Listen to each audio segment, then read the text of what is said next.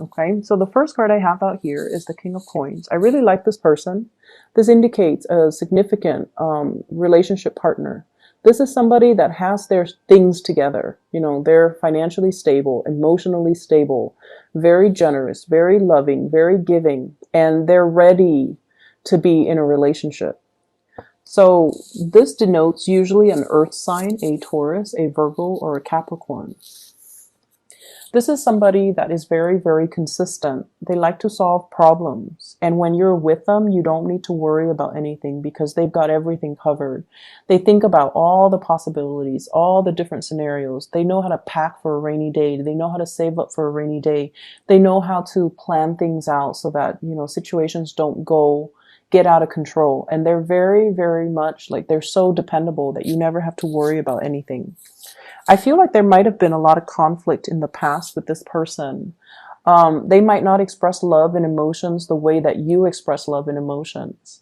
And I feel like this is somebody that can give you a dose of reality. If you have like plans that have not been worked through, that have not been well thought out, they're not afraid to tell you, hey, you're a little bit premature in your assessment, or hey, you're not doing that the right way. And oftentimes, being a fixed sign, if somebody is not with you, they're against you. And so I feel like you might have felt this way in the past. Like, do they really love me? Why aren't they supportive of all the things that I planned or conjured up? But I feel like over time, you come to the realization that this person is just practically minded. You know, if there's a hole in your strategy or in your plan, they're going to tell you that because they don't want you to proceed with something that is not perfect. And so I feel like over time, you might have realized that this person didn't do it out of spite. They just do it because they care. And they do it because they want you to have the best. And I feel like it took a long time for you to come to this realization. This is someone who's incredibly dependable. And for some of you, this is a soulmate connection here. We have here the Two of Cups. And the Two of Cups in this card is, it's a really beautiful depiction because it's two people trying to build a nest together. Two people who are fated to meet because they have complementarities that the other person needs. So you have something that they need. You're fun, you're adventurous, and I feel like they might be a little bit of a homebody or a stick in the mud, and they might need you to allow them to step out of their comfort zone. Whereas they're very meticulous and methodical, so they might help you ground your plans and your dreams, and they will help you, strategize to allow you to have everything that you want and to work towards the things that you want in a practical way. And so I feel like you're no longer questioning or doubting this person. For others of you, this can indicate meeting somebody like this if you're dating. It's a great person. The energy is really strong for partnership. The second card that you have here is the Ten of Coins. And the Ten of Coins is about stability in the household. Property, estate planning. It can also signify a situation where the foundation is very, very solid. And let me see what this relates to. I have here an air sign, an Aquarius, a Gemini, or a Libra that you might have children with, that you might have shared space with, you might have as well joint finances with, and you might share property with. There is a process where you're dividing up your assets. Okay, so for some of you, this could be like a partner, like a divorce or a separation that you're going through. For others, I feel like you're consulting somebody when it comes to estate planning, when it comes to a will, when it comes to a situation where somebody left behind a lot of assets or a huge property, and it's being divided up between a lot of different family members, and everybody wants a piece, and everybody is a little bit on the self-serving end. There might not have been a will left behind, and I feel like everyone is lawyering up in order to get a piece of the pie. I'm also sensing it doesn't even have to be cutthroat, but it's just very unclear as to, did grandma leave this to Uncle Jim?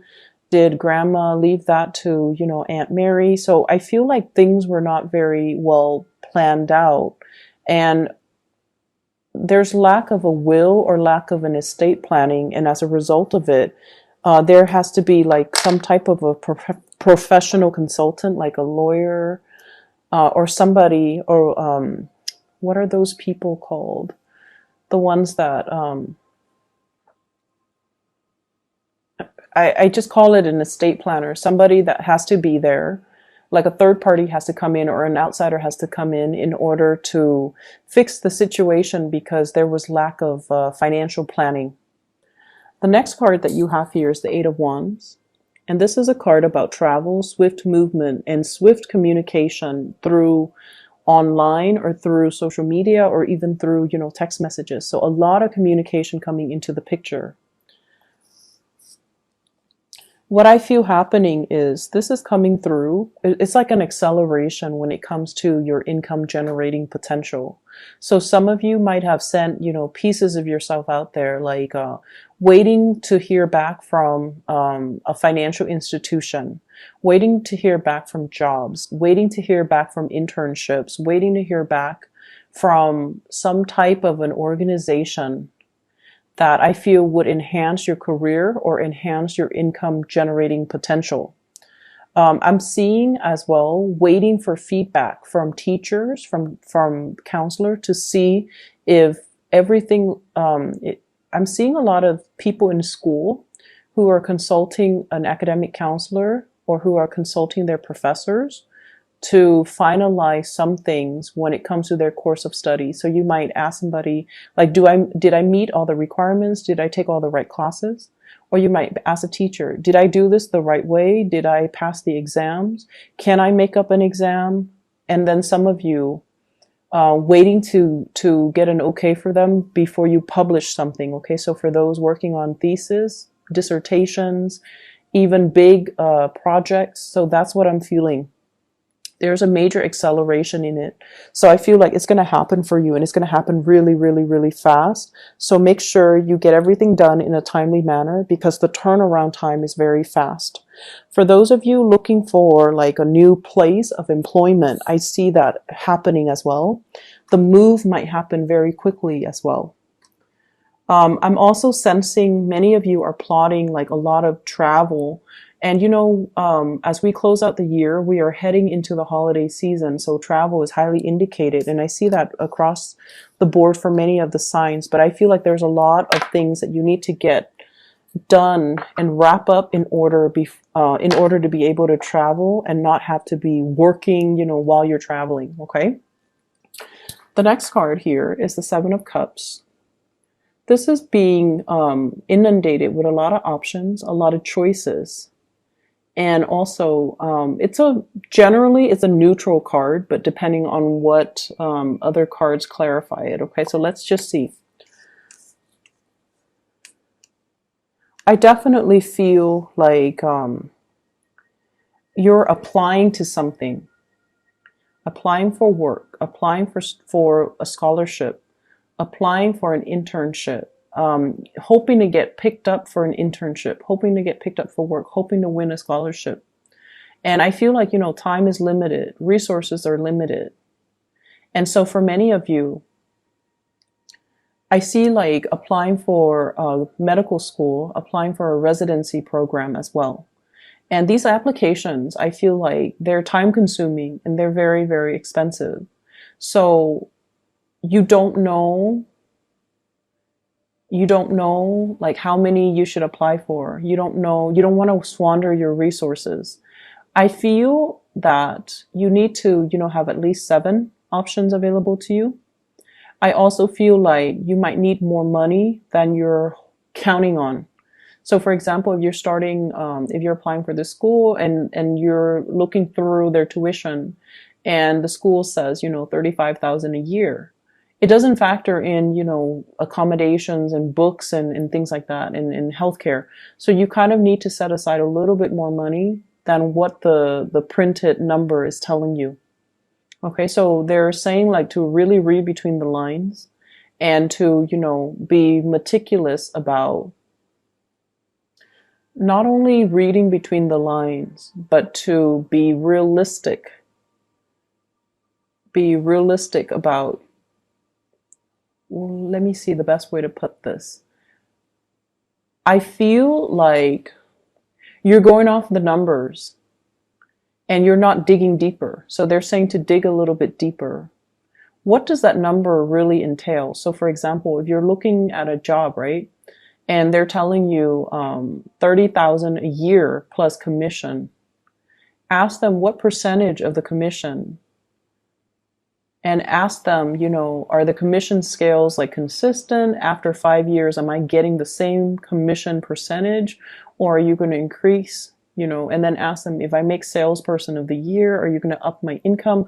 So you have to ask a lot more probing questions than just, whatever you're gleaning right off the bat. So whatever the number is, whatever the figures are, there's more to the story, and you have to dig a little bit deeper. Okay. And you have to ask these probing questions either through email them directly before you even bother going to the interview, because I feel like some things sounds great on paper and you might be mesmerized by the figures, but you're not really looking behind the scenes. So that's what I'm sensing. So it's like something is too good to be true. And then once you get the itemized breakdown and you realize, wait a minute, that's not what was promised to me. Well, in fact, it was there, but I feel like you didn't ask the right questions. So be careful about that. Okay. Be very careful about that. Whatever chance you get, ask those questions. I feel for many of you too, this is kind of a career path. Different paths, different opportunities as well when it comes to your big, grand career. I'm also seeing some of you waiting on money coming through from a financial institution. The money it seems to me like there's going to be money coming through, but it seems like a little bit less than what you're hoping for. So you might have to cut corners a little bit. You might have to, apply for another grant, another source of funding, reaching out to another financier. The last card that we have here is the Nine of Coins. This is a card about overcoming financial troubles and financial worries, having your money grow for you in terms of having, rental properties where you have residual income constantly. And this is also a card about self-employment. Many of you have dabbled in self-employment, and I feel some of you are going back to it. And then I see for others of you, you're expanding your business, you're relocating your physical business into a new environment, and you are looking for advertisers, or you're looking for a way to market yourself. I sense as well, some of you are contemplating, about shifting from a 9-to-5 job, going into self-employment. And you feel like you have the skills, and I see like a lot of trepidation, not so much fear, but like anxiousness. It's a mixture of excitement and anxiousness, right? Mixture of excitement and anxiety regarding this decision.